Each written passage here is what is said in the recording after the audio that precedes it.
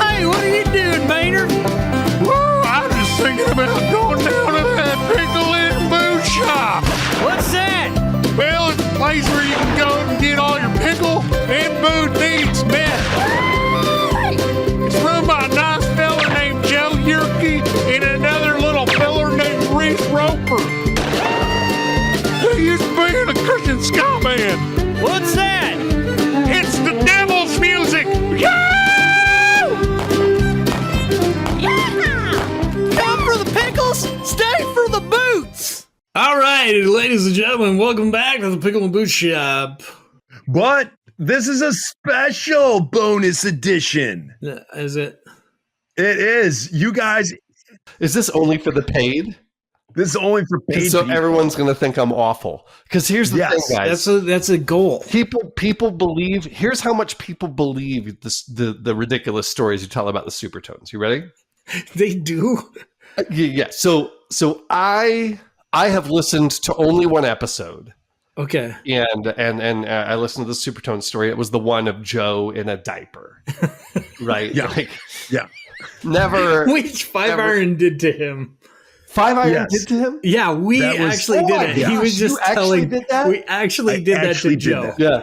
Because here's That the thing. whole story was true, other than was it was Five listening- Iron and not you. I was listening to it saying, this is so far-fetched. What moron would believe that someone would do this to another human being? So I was like, okay, this is clearly, good job, guys. This is clearly facetious. You're not damaging my reputation. Jason Carson, the drummer of the Supertones, calls me. Did you listen to this? I was like, yeah. He's like, did that happen? I'm like, you fucking moron. Are you serious? You were there. You were Did you there. I was like, this is a band. I once wrote a lyric that sat on my butt for 5 hours. The song Jury Duty. They made me change it to slept on my desk for 3 hours. I couldn't say butt on a record. Oh, And do they dude. actually think that we had a grown man in a diaper on the No. stage? It was Five Iron. That whole We story did it. is Yeah. true. Right. It's and just so, Five Iron instead so of you I guys. can't, if Jason Carson thinks that may be true, Uh-huh. then the credulous public, Oh. and I'm sounding like a character I was playing now, surely would believe that we would do such a thing. And all the other, I haven't listened to the other episodes, but I Oh assume my that gosh. they're equally So yeah, we had this Asinine. Yeah. pacing. long going thing where we're like, let's just tell crap stories about the Supertones, and then eventually we're gonna have Matt on. And I had Yes. I know, had I remember you- texted you- you, you and was actually- like, You called me. I remember the whole conversation of you. You asked me if it was okay, and of Yeah. course, I'm always good for yeah, but a long playing gag like that. It's great. we thought we were gonna do like 20 episodes of this, and it just Yes. kept going, and so then we'd 100. like forget. I can't believe people listen to it. I It's can't either. amazing. It is Matt, here's what's 100 nuts. episodes. We've done 100 freebies. We've done another 80 or 60 paid. So people It's paid so for much. that People are shit. paying. People are paying for Feel this. guilty about yes, Not yes, at I all. do. No, I do. I feel very right. guilty about it. I felt guilty when we had, and I don't know if this has changed. I keep wanting to change it, but I don't know if it has or not. Yeah. I felt guilty when we had different tiers. We Mm. apparently we still do. Somebody Oh, just see. pledged $20. Oh man, Like people pledge up to like $50 a month. really? They For want to this hear the two of you Drivel. Yeah. talk about God knows what. It's ridiculous. Oh my gosh. Yeah. Matt, being a man of the cloth, Yes, sir. you would be appalled by some of the stuff that is talked about on this show. Oh, it's disgusting. It is horrible. Yeah, highly inappropriate. Matt, what? So tell us what you've been doing though. So you moved to my hometown, not my true hometown, but where I I put in know. roots, You're, Denver. you're from Steamboat, correct? Yeah. So I've been in Denver now for 12 years. Ever since I graduated from seminary, I went and after the band, worked random manual labor jobs for a while. Okay. Let me interrupt. Were you in seminary while in the Supertones? I was not. Because I always remember like guys in your band on laptops doing what I thought I had heard someone said that you guys were doing schooling while on tour. Probably some of us. I wasn't. I didn't know what I was going to do, and so I just I was first a house painter, then a landscaper, Wow. then did house demo and just whatever I could. I was newly married or newly remarried, I should say. Mm-hmm. I've been married now for 19 years. Really? And how many kids do you have? I have 5. Jeepers. What ages? My oldest is 16 and she'll be 17 in just a week. Nice. I have a son who is 15. Nice. A 12-year-old daughter, a 9-year-old daughter, and a soon-to-be 6-year-old daughter. Oh, that's awesome. This sounds planned. It's like 3 years, 3 years, 3 years. We planned for 4. Okay. The fifth was a surprise. But We still, call her our bonus baby. all right. Yeah. That's awesome. So Yeah, then, it's great. Yeah. then you went to seminary That's right. when you were still in Southern California. No. I actually moved to Nashville after my divorce in 2000. Okay. And so the last few years of the Supertones, we broke up in 05. We're in Nashville. I got remarried. And it's funny to say remarried because like I was married for like a year and a half before. And like my wife is like, we've been together 21 years, married for 19. Jeepers. And so, Yeah, I have the same issue. Like I was married for 15 and then I got remarried for a year and a half and then that ended in divorce. So it sucks that I have to say that I've been married twice because that second one it was never it was awful. I'm sorry, Joe. That's all right. I didn't know that actually. Yeah. I knew about Reese, but he doesn't tell me anything about you. He's, Yeah. not Yeah. like, hey, by the way, check in with Joe. I was like, Yeah. Sorry, man. I that think comes Joe from was Reese. saying something. I can't remember. It's Joe was saying I think something Joe was, about being Joe alone. was going through some like hard time. He said, I don't know, I wasn't listening. So yeah, so I went to grad school. I went to seminary at Covenant Theological Seminary in St. Louis, okay. which I did without an undergrad. That's fun. What? Yeah, I never got an undergrad. The Supertones got signed when I was basically right out of high school, and we went on tour when I was 19 years old. How did that work? Did they make you like work at a bachelor's degree or? No, I started on academic probation. They can take 2 people a year. Okay. But if I got anything lower than a C, I was toast. I was out of there. Really? And if I had if I had lower than a 3 point or a 2 point, what's a C? 2, right? 2. Yeah. 2. If I had lower than like a 2.8 or something like that, I was. I don't know how you guys are getting numbers out of letters. What are you talking about? What's a C at 2? What in the heck does that mean? In grade point average terms. What in the Oh world? my gosh. You guys like talking about So- like magic. So anyway, It my is magic. first call, first pastor job, I should say, because not everybody knows what a call is, at a seminary was to Denver. I worked at one church for a brief time, and then at another one that was really good for like 3 years. Yeah. And they sent me out to plant. That was almost 7 years ago. And so I've been at that. We started a church called Grace and Peace here in Denver. And that's what I've been doing. And now I'm working on doctoral studies. I think the church that you planted from was a church that Keith and I used to go to, right? Denver We took it? Presbyterian? No, maybe I'm wrong. No, I don't think It was so. like a Reformed Pres church. Yeah. Okay. It used to be like Masters or something like that. Yes. And then it became L2? Yes. No. Yep. L2? It was like That's right. across from East High School. No. Yes. Yes. Yeah, I know the building. It's not there That wasn't anymore. you. No, that wasn't. No, that's I didn't prime work real there. estate. They can't have a church there. No, there's a church there now. Oh, there is? Yeah, the Heights. Really Okay. nice church. Really, Okay. really good people. All right. Yeah.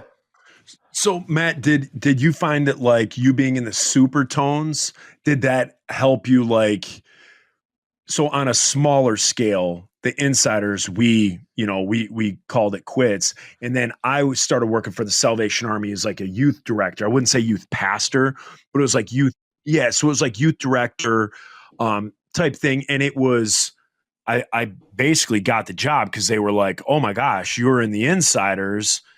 You must know what's going on with the youth of today. so did like being a supertone, or when you went to seminary, was it like nobody cared who the supertones were, or did it carry some cachet? None of the professors knew about the supertones at all. Okay. Some of the students did. Okay. And like, some of the professors are like, oh, my kid. Yeah. Your band. But I don't think I got any like advantages from it. No. Have you found since going around, since from Southern California to Tennessee to Colorado, do you find you're running into people and people are like, wait a second, were you any of that stuff? That used to happen. It hasn't happened in a really long time. Every once in a while, like I was officiating a wedding for a couple at my church, and like one of the bridesmaids was like, "Oh my gosh, it's Matt from the Supertones." Oh, really? I was like, "Hey, Yeah, you want to know it's great. I'm glad people like it." Yeah, if you listen to this show regularly, like you'll hear me tell these stories. But when I left, it was so new that the insiders being done. So say back in like the early 2000s, that around town people would see me. Oh, weren't you in that band? Then 20 years passes. My kids get into all my old merch. Yeah. So my girls, there's not a week that goes by that my girls don't wear something. They have high school teachers that were like, oh my gosh, we used to go to your dad's shows. Oh, you know what? My kids get that a little too. Yeah. Yeah. And my daughter last year at camp, she was at a church camp in the summer in Wisconsin, hurt her wrist, goes to the hospital. She's wearing an insider shirt, and the doctor comes in and is like, insiders? What do you know about the insiders? And she's like, oh, my dad was the lead singer. He's like, are you serious? He like checks her chart and he's like, Yerky. So here the doctor is, and my daughter comes back and tells me, she's like, yeah, Dad, this doctor's like fanboying out on me, about you. So that stuff does still happen. Not a ton. Honestly, most days go by, I don't really think about it. Yeah. Really? Yeah. You're not. Yeah. You're not thinking about Scumania 3 yet. Yeah. Scumania 3 is not. You don't wake up and have your coffee and just think about the Supertones all day long. I mean, does it come up like, so for like the longest time, I didn't like going to shows because, every night you're at a show when you're on tour. I still am there. I love going to shows. Do you I don't really? go to many. I don't go to many now. But I like my it. girlfriend that I'm liked it. My girlfriend that I'm with, she's freaking amazing.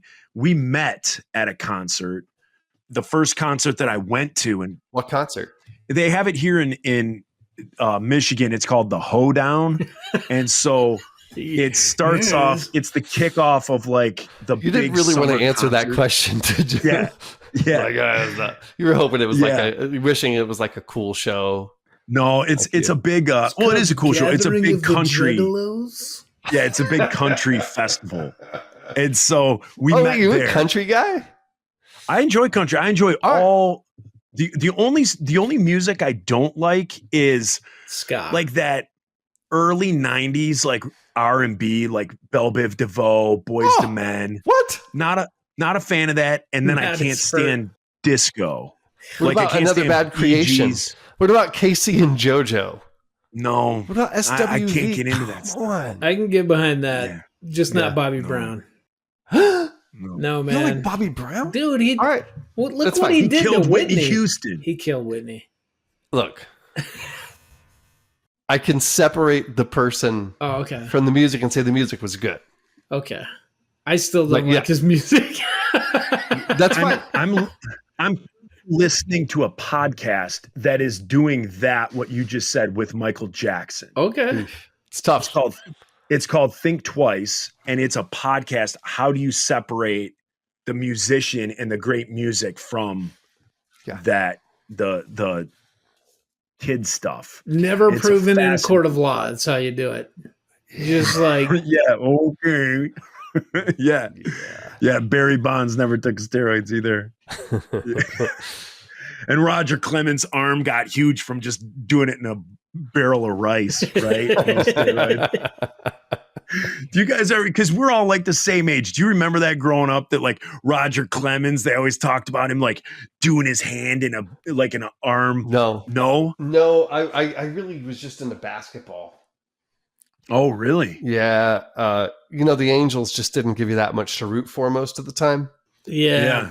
But you weren't, and so you were like a Lakers or Clippers guy? Like a SoCal So you were a basketball super guy? Lakers guy. His wife is texting him like, end this now. Is everything okay? Oh yeah, it's just a fumble on picking one of the kids up from the group. Oh, okay. But everything's okay now. This is why They you've just been waiting went so up. long. I went They're up like, after Hey man, I gotta go. the crisis had passed, so I was no longer needed. Oh, Oops. that's no good. It's no good. Yeah. You're like, oh, I just got this text. I got to pick my daughter up. Oh, and that came into me 45 minutes ago. Exactly. Yeah. How far away from where you live is the church or where she needs to be picked up from? About 12 to 15 minutes. Oh, okay. Is it your church? No, we actually do a joint youth group with another church Oh, that's cool. because neither of us have enough youth to make one youth group, but together we can. Okay. How big is your congregation? We're just like 110 total. Nice. That's what I like. When I was a kid, I went to a church that like there was like 300 kids in the youth group. And the church, it was a big church. It was before mega churches, so it was just a big church. But we had a ton of kids in the youth group, and you were just like lost. It was like you were at school again. And then I met Nate Sjogren, the Insiders drummer. And so I met him sophomore year in high school, and his parents were pastors at the Salvation Army. And so then I started hanging out with him, going there, and that was like a youth group of like 16 kids. Yeah. And so it was awesome, like going from this huge youth group and then a big church to a congregation of 150 people and 16 in the youth group. I loved it. Great. Like everybody in the youth group real hung meaningful. out. Yeah. You could actually know each other. And Yeah, have you a can't community. hide. You sit in your youth group room and you're looking at everyone, like if you sit in the round and whatever, Mhm. and you're looking You at can't everyone. hang out in the back with your wiener out. Yeah, you can't. Got to be out in front of everybody. Yeah, All you 16 can't- kids. You can't be in that second to last row on the bus heading out to Is that, church camp. We're getting an insight into young Reese Roper here. Yeah, Oh man. with this 4 foot long ponytail.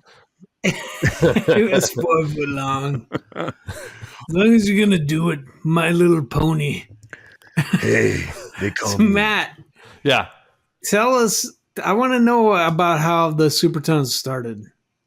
Is this a You dumb really? thing? I want to know ask? how they No, broke tell me. up.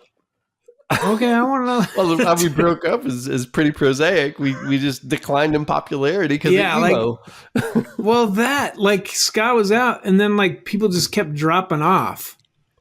Like it was in terms like of bandmates, yeah. yeah, like Well, I think we had like 31 members total. did you really? Yeah, from the beginning. Did Holy you cow. Even when we seriously? were at our peak, people would cycle out. I don't know. Maybe there was something wrong with the system, of like. I mean, because we didn't had a like lot of doing it. people, but man, I thought we've probably had, I don't know, off the top of my head, I maybe want to say like 15, 16 different members. But Yeah. I thought we would have won that. Like I would have No, thought that you would have had less. Like, look at it. So we lost 2 guys: our sax player Dave, and Dave Chevalier. and Kevin Slim, the Slim. guitar Mhm. player. They both left the day we find out we're in like Billboard position. Oh wow. As we broke, those guys both left the band. Dave wanted to join the Dingies, Yeah. Yeah. Yeah. and Slim wanted to stay home with his girlfriend. Dude. Didn't want to tour anymore. And That's so why it's they like, left? Yeah. Yeah. And so it Really? was like, just as we were taking off like a rocket ship, these guys are like, we want out. We're like, oh my gosh. Yeah, I remember. Fun, I feel guys. like we What are could you make a doing? living at this. I remember Dave bouncing to the Dingies, but I didn't know that's why like Slim left. I thought like he was going to like college or something. No, He was nothing just is like, you know what? I think sitting home playing video games is better than the future of this little outfit. this. Yeah, exactly. Well, okay, so we started. So I became a Christian when I was between 14 and 15, and almost immediately, like I knew one other Christian. Right before you lost your virginity. Dang it. Where did Joe go? For Let my dog in. I'm right here. Jeez. So Okay, keep going. So me and this other guy, the one Christian I knew, he invited me to church. His right? name It's the was first church I'd ever Jesus. gone to. His name was Jason, not Carson, different Jason. Okay. Schmarson. And we His name were was like, Jason Schmarson. we were into It was like weird. we were into like punk rock and ska and stuff like that. And so I was like, hey, you know how we're Christians and we're into all this? What if we did like that style of music, but Christian? No one's ever done this. Right. We thought we were like inventing like Christian rock music or Yeah. whatever. Yeah, same thing here. Didn't know it already existed. You thought the same thing. We thought the same thing. Hey, have you heard of the Mighty Mighty Boss Tones? What happens if we did that, but Christian? I know, right? That was it. Yeah. And so anyway, we started a band that then we didn't have a drummer. And so Jason Carson was a friend of a friend. Jason Carson, the eventual drummer of the Supertones. And we started that band and we played together as that band for a few years. And that guy left. And then, Tony, the bass player, joined. And we cycled in and out, a few guitar players. What was that band called? Saved? Saved. Yeah. Yeah. We wanted it to be clear. We were worried. We were worried that somebody might not know that we're Christians. Hey, just in case you were wondering. And so anyway, we got really nowhere. We were in that Southern California scene, and we were just kind of not very popular.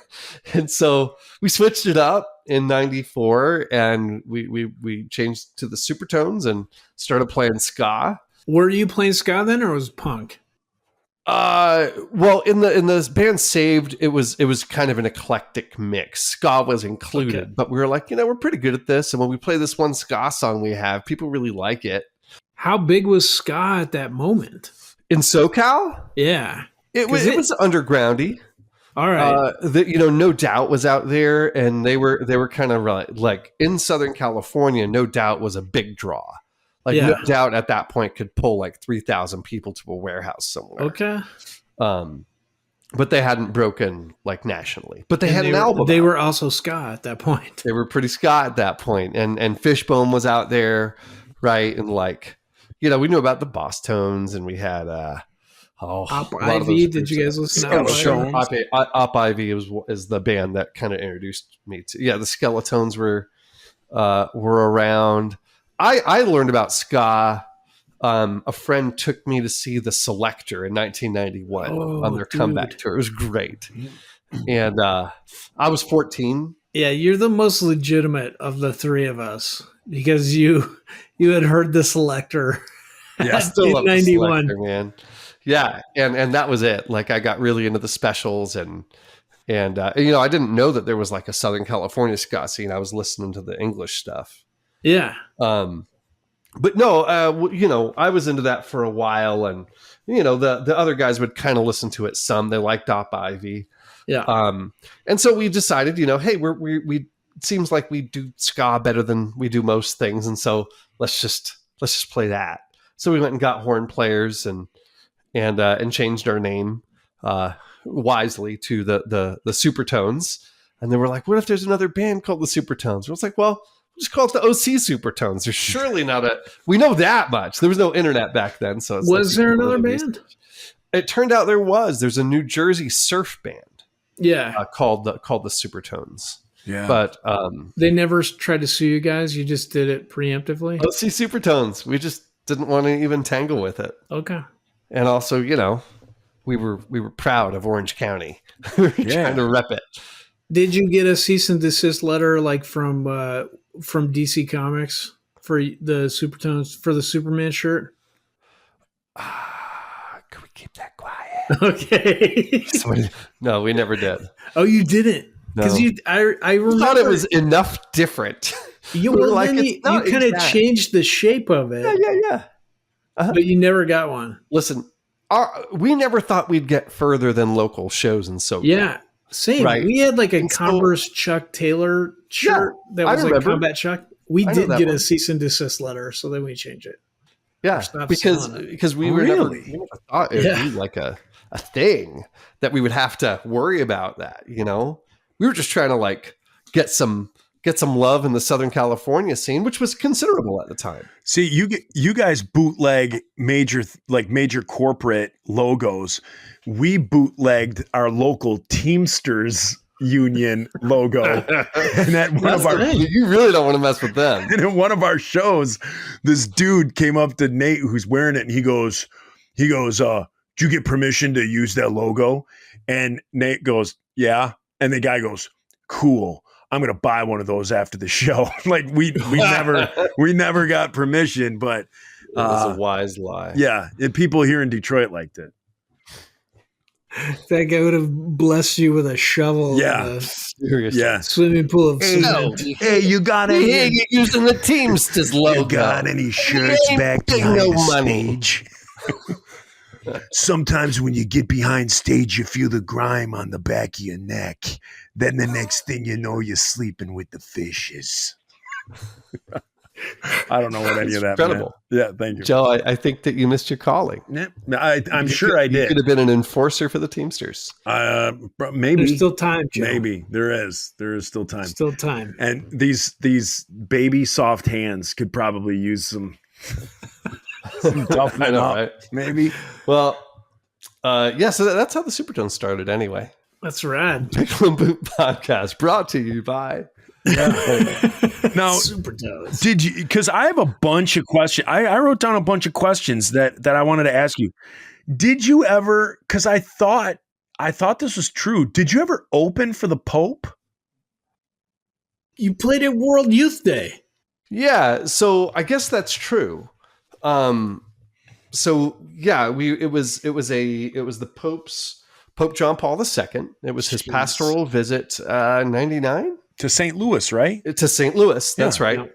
And so yeah, we were one of the bands that played inside. I think it was the Kiel Center. Is that the hockey arena there? Right? Yeah. I think It was inside probably the called Kiel that back Center. then. Yeah. You would know. No. You went to school there. I didn't go to hockey games there. I was a seminary student. I didn't have any money. You were like a goaltender. Come on. But yeah, it was us, someone else, and then DC Talk played last. And then like, I thought the Pope would be like in attendance hanging out. He was not. After all the bands played to mixed responses, the Pope came in the bulletproof Yeah. The guy, Pope-mobile. like a bulletproof golf. It was like a golf carty thing Yeah. down the middle, and people went nuts. Like they couldn't have been more excited. And like all the Pope had to do was show up. We were sprinkling a sweat, Yeah. and Il Papa, You were skanking gets it, up. women. he just gets up, sits down, and does a speech. Yeah. And people are losing their minds. Yeah. He could have Dude, farted into the we got- microphone. We got like decent applause. But you gotta Yay, see. Supertones. You gotta see him. But you didn't Yeah. get to meet him. Like I you did didn't not walk get to meet. backstage and he was like, "Good job. How's the crowd?" No, we did not have any access to the Pope, and he was not in the building while we were playing. Jeepers. In my theological studies, I've read some of his writings, and I actually think that dude was pretty fantastic. yeah, Yeah, I really appreciate his writings. that's What about the crazy. new one? Pope Francis, I don't know much about. Yeah. Okay. I just knew I think he used to be a bouncer and he rides right? like the bus to work. You know, John Paul II was a resistance fighter during the Yeah, Second in World Poland. Oh, really? Yeah, War. Yeah, Yeah. He was sabotaging Nazi jeeps and stuff. It was great. dude, wow. it's cool. Yeah, Pope Francis was a biochemist, which is is that right? yeah, that's not quite as punk rock, but pretty cool. I'm yeah, impressed. the Jesuits they have to have jobs. He's a Franciscan. Is he? Yeah. Are you sure? Pretty sure. Okay. Maybe not. He went Maybe to he's seminary, Reese. You know what? He knows a thing or two Yeah, but about I God don't- people. I don't know what About God ton people. about Catholic Church. I could be wrong. You know, like I'm sure that people are furiously Googling right now. Yeah. That's wrong. No, believe me, they Maybe don't. I think he's Franciscan because his name is Francis. Maybe. Hey, Because his papal name is Francis. on a related note, do you remember touring with Roper? Pope John Paul died. We all had a Pope John Paul party. I don't remember that. We made martyrs and we were like honoring. It wasn't to make fun of him. It was like Good. we had. Well, this is what I remember. I remember being on tour with you, but I don't remember the Never Pope. associated. I think with you were asleep, and then everybody I like to who go to was in bed your early. band said you slept like this, like you looked like a mummy. That's untrue. And then we he just didn't a walk side you up sleeper. because He we just wanted to see rose it, and up. it was Really? not true. Yeah, Yeah, it was no, I'm not a side true, sleeper. Yeah. dude. I believe it now. Yeah. Then I was like, It might have been my I Hey gotta Boy. see this. Have you guys seen the Weird Al movie? Yes. That's where I got the No. Hey Boys from that. Oh my gosh, it's great. Hey boy, A Hey Boy. Is that that movie is so good. is that I the, love the that like movie. new one that came out The new one with with Daniel Harry Radcliffe. Potter? Yeah. Daniel Radcliffe shredded, like buff and shredded playing Weird Al. It's really funny. It's Weird Al so wrote good. it. You haven't seen it, No. Oh, Joe? It's amazing. I wanted really to, and then I heard that he wrote the movie and then he wrote a bunch of stuff that he wished had happened and didn't really happen. And so like at that Yes. point I'm like, oh, so it's not like so that it's kind of not- turned no, me it's off. not an actual. Did you guys know that Weird Al is a committed Christian? No, Yeah. are you kidding? You know what? Yeah. I kind of thought joke. so over the years. Just How because did you of hear this? I heard him on an interview with Terry Gross. Serious? Yeah. That's Yeah. amazing. Weird Al's Even Worse is my first record I ever owned. I still Yeah. have it. yeah. It might have been in like Cassette my first tape. 3, but Love like it. Dare to Be Stupid, still like one of my favorite albums. Even his stuff as a of legend. late. Like he did the Robin Thicke song Blurred Lines. Yeah, Mhm. I haven't heard what he did with that. Oh, that like I'm sure it's great. it's better than the original song. So like the original Blurred Lines, like you can't really sing with your kids because it's a really a vulgar song. And then Weird Al did it, and it's freaking great. And like yeah, I bet. his like recent stuff is still fantastic. He's still putting out good stuff. He's Yeah. amazing. You got to watch that movie, Joe. Yeah, Joe. It's very it's really worth it, especially if you're a Weird Al fan. Yeah. Yeah. I could see if someone wasn't like into him and didn't like his humor, but I loved UHF. You guys remember that? Yeah, absolutely. Yes. That's fantastic. Yeah. Yeah. So my kids somehow watched the Weird Al movie and they were like obsessed with it. They would watch it like every day. How old And are your then kids now?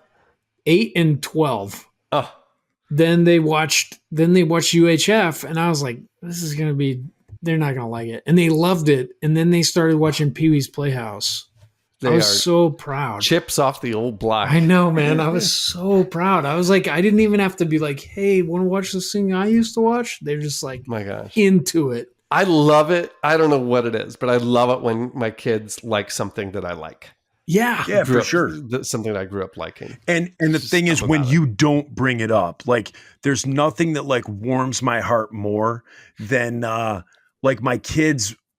They'll be talking to their friends, and then they'll say something like they'll be like, "Oh yeah, Mighty Mighty Boss Tones" or Blink 182, and like Yeah.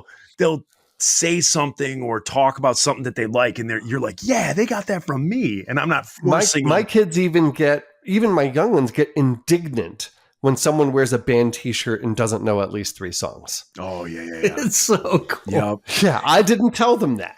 Yep. No, it's so cool when it happens organically. You're just Yeah. like, It's like, yes. I'm at work one day. Pour out your judgment. Yeah, I'm at work one Pour day. out your contempt. And my youngest, I feel the hubris growing within you over your musical taste, child. Oh, what evil you will unleash on the world. I'm at work one day, and my daughter calls me, and she's like, "Dad, what's the name of the Beastie Boys first album that everybody likes?" And I'm like, "Oh, License to Ill." And I'm like, "Why?" Yeah. And I go, "Why?" And she goes, "Well, I got to start listening to it, so when you play it in the car, I can sing along." So then it got to the point where she knew all these songs. So just like you just mentioned, it was time to buy her a shirt. So I got her this awesome Beastie Boys shirt. So she'll like rock that at high school. And it was proud dad moment. They're the best, man. Yeah, that was good awesome stuff. Real good. Yeah. So Matt, kind of a serious question with the Supertones. Mm-hmm. With the Insiders, when we started the Insiders, we started it we had like a big mission and a purpose behind it. We weren't just kind of like just kids getting into a band.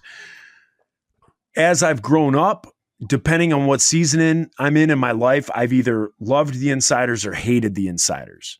And now I've kind of come to that, almost with this podcast, I've come to that, I've had that William Shatner moment where I've accepted my past and I love and I enjoy the Insiders and what we've done. Have you gone through any of that, or Sure. So back to the beginning of my question, we had like a mission. Do you feel like, did you put the Supertones together for a reason? Do you think you fulfilled that mission? And how do you think about that? And how does that lead into Skullaleluia 3?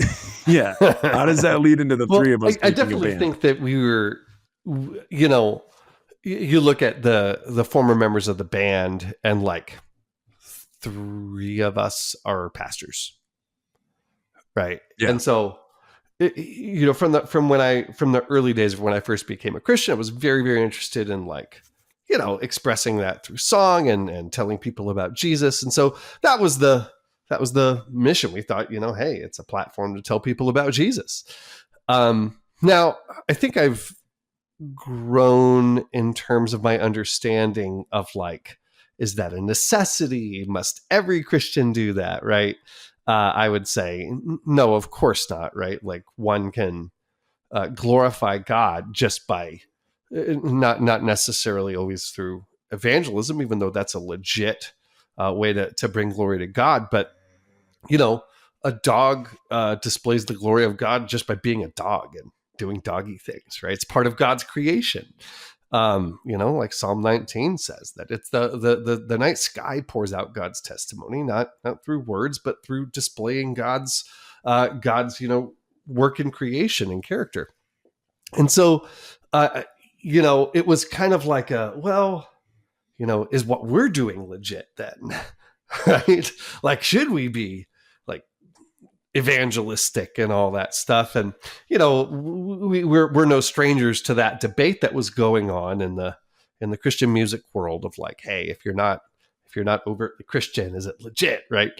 And of course, I came to the other side of that where I'm like, yeah, you don't have to be blatantly Christian to glorify God and be a musician that's honoring the Lord. But I had kind of something of a discomfort with it towards the end of the band. But I had an epiphany on my last show. What was the discomfort? Like just that you didn't feel like you should be evangelizing, or you were more pulled towards the art of it? Yeah, like, you know, for much of the band, it was our show would stop and there'd be like 15 minutes of like Jason Carson singing worship music and like a mini sermon. Yep. And so after you know, we shifted away from that towards the end of the band. I would still, you know, hey, this song is explaining a song and sharing in sort of smaller, more in the flow of a concert. Yeah. Right. And not doing like worship tunes, except tunes that we had written ourselves. I felt very much more comfortable with that. Yeah. Even when we got back together, we did the old thing, but I guess I've always been somewhat uncomfortable, just like busting out "Shout to the Lord" or whatever during a tone show. It's not evil. I don't know. Yeah, it's just feels.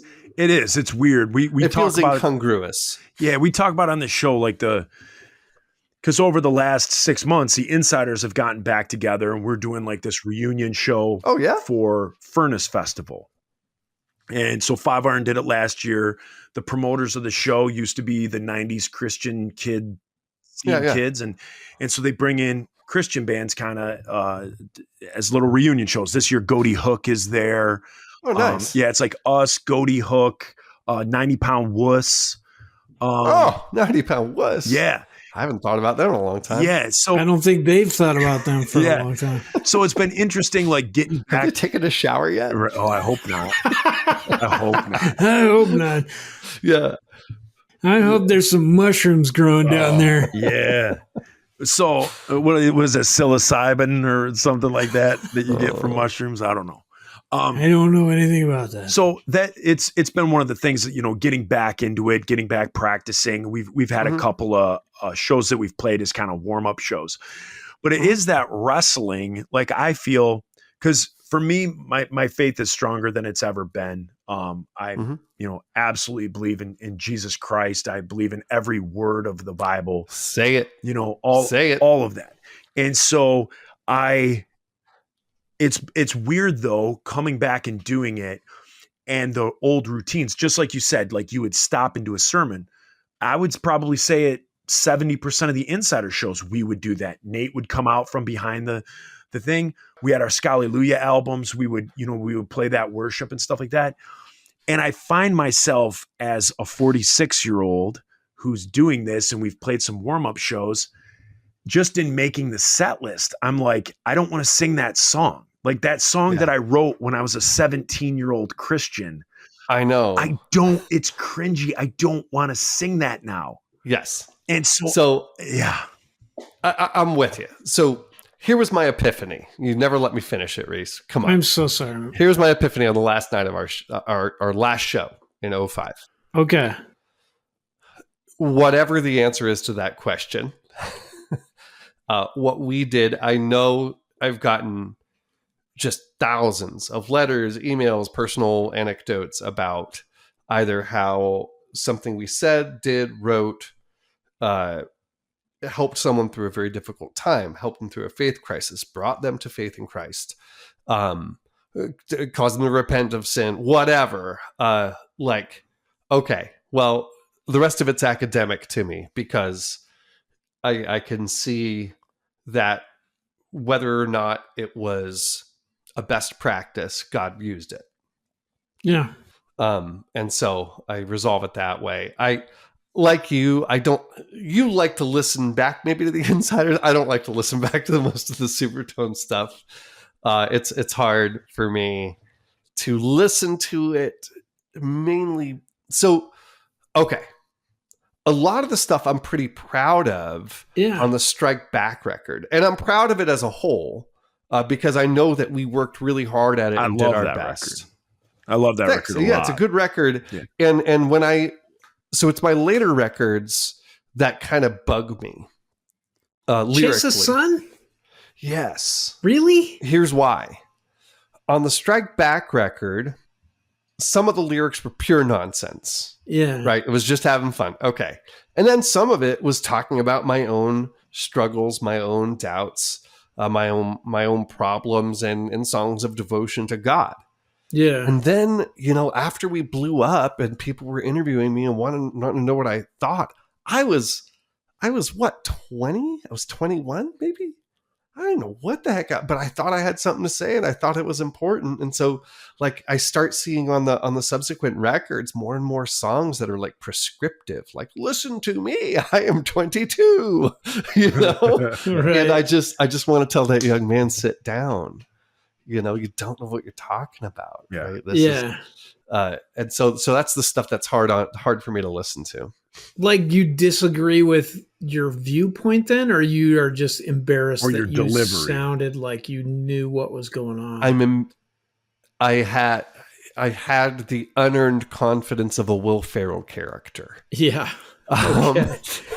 But what you Good way said to though, describe it. I mean, do you feel like it was like you're in disagreement with that now? Largely. Or do you okay. So, a lot of it, like not like I haven't, like I'm still well within historic Christianity, right? I'm Orthodox, but like there was a lot of like, here's what we need to do. You do this, you do this. We all need to do this, right? What? Yeah. And What album is that? what part is fine? I don't know. I'm just freestyling at this point. It's impressive. Yeah. Very real impressive. Yeah. I have a gift. I can't explain it, Joe. That's going to make the lowlights. But yeah, you know, like, and it wasn't every song. Like there's certain songs from those records I'm super proud of, like Jury Duty. I think Jury Duty is maybe the one of the single best songs we did. But then there's a lot of other songs. Well, some songs I'm like, man, that just sucks. Like a lot of that. But then the stuff that I regret the most is when I was trying to be an angry young prophet. You know? And I was much better. I was much better in just sort of sharing a struggle or writing a song about reaching out to the Lord. Or pure nonsense, which, you know, was always an option.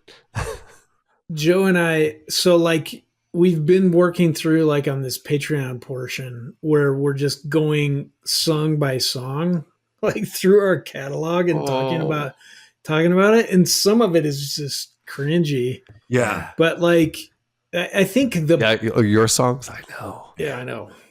I'm kidding. No, but like the thing I have going for me is that I did that in a band that wasn't signed. You know, like I had that band where I was like, I was that young 20-something-year-old, 22-year-old dude that knew everything. Yeah. And then we started Five Iron. Right. And by the time we started Five Iron, I was like, I don't like that guy. Yeah. And I really, we just had like one point where somebody in the band was like, write a Train of Thought song. And I went down, you know, like I was coming home on the bus from school, wrote Where Zero Meets 15. It's my favorite. Thank you, sir. But I was like, I can't wrap this up. Like I can't make this a Christian song.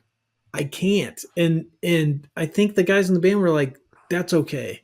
Just tell You know, I bet truth. those lyrics, right? You what? I bet them. You did? I will try and save the world. So there's a song we have called Sure Shot on the Chase the Sun record. Yeah. I paid tribute. Sometimes I feel like I could change the world, but I don't know where to start. Dig and come up empty. It did not sound like you bit off me at all. Man. I was trying to quote. I was trying to yeah. Because I've always really liked that lyric. Well, thank you. I just feel like that was a really early gift for Five Iron that I was like, now not that I didn't keep trying you're a couple. to do that. You're not old, but you're a couple years older than us. I just turned 50. Right, just a few years older. But you look the same, by the way. You see the gray beard? Yeah, it's getting a little gray. I shaved today. It's like all gray almost. Yeah. Matt, how old are you? I'm 47. Okay. 47. Mm-hmm. 3 years older than you. Joe, 46. 46, yeah. No, I mean, but this is the how old are you again? Shut 50. Up. This is a conversation I keep having with Joe. I get it. You're ribbing him. I get it now. Read this article. A little good-natured fun. What? I read this article. This doesn't even matter. I read this article with William Shatner, and he was talking about how Patrick Stewart had totally changed his outlook on Star Trek. And that, like, Patrick Stewart was an actual Shakespearean actor. He was in Dune. He was in all this stuff. And William Shatner, they were at some Star Trek festival and getting paid enough that William Shatner was going to like, okay, I'll do this. Exactly. And Patrick Stewart was there, and Shatner's trying to talk shit about Star Trek to him, and Patrick Stewart is not taking the bait. He's like, are you kidding? Do you see how meaningful this is to these Yeah. people? Mhm. Like, this is what a gift. What an amazing thing that we got to do this.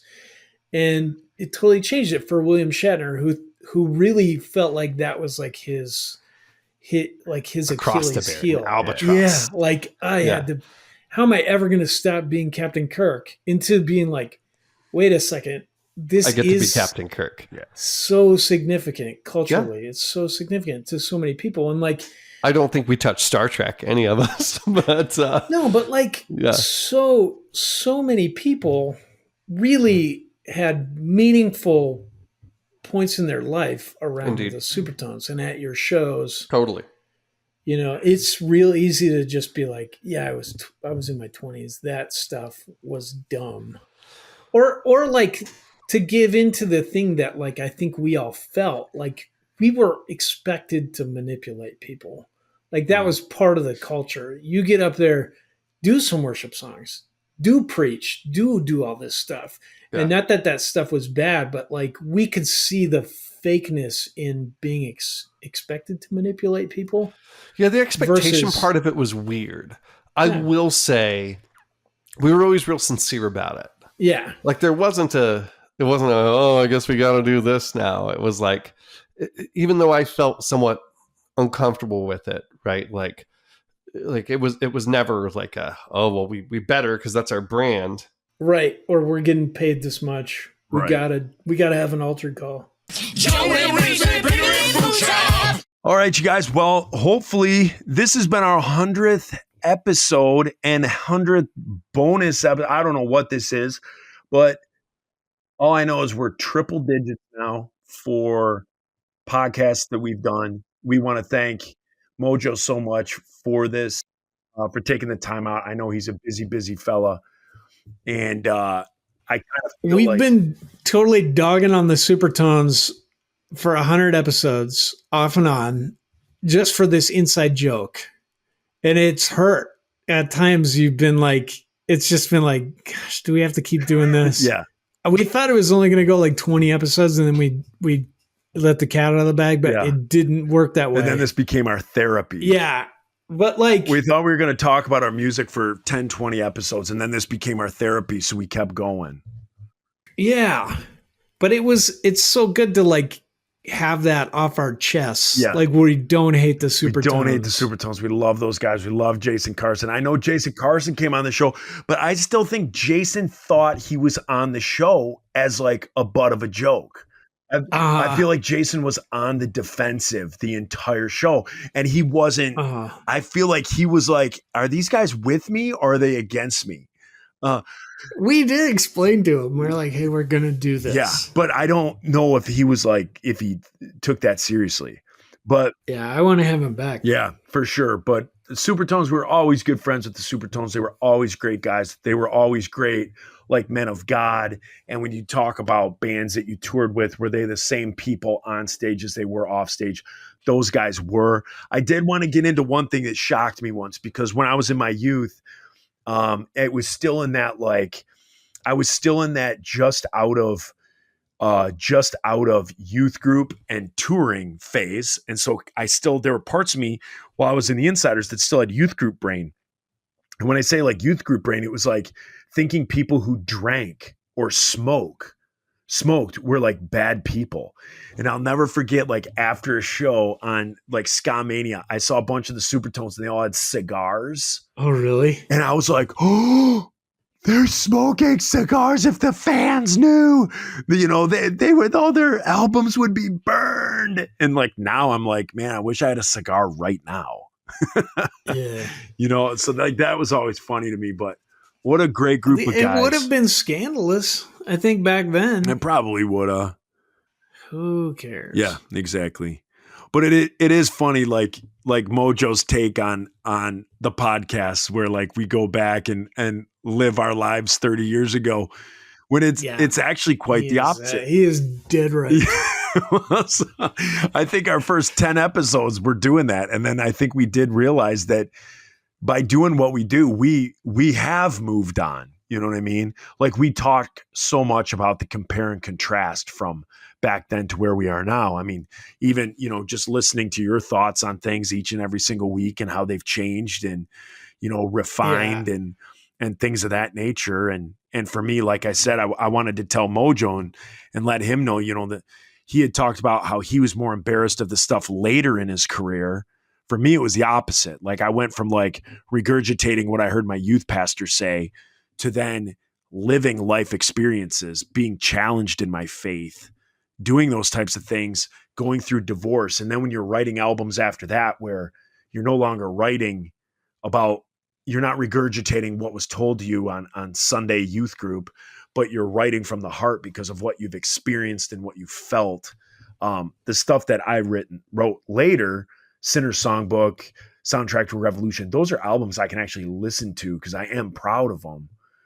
Yeah, we'll get to them too. You got to talk about. So those earlier ones are tough to swallow, as I always talk about. But that's it, man. So you guys, hopefully you've enjoyed listening to all of this. This has taken tons of time on this Tuesday night or Wednesday night that we're recording, that we cut out for you guys to be able to give you hopefully something special as a good 100th episode. So you guys, thank you so much. Thank you for any penny you contribute. Thank you for every time you click play.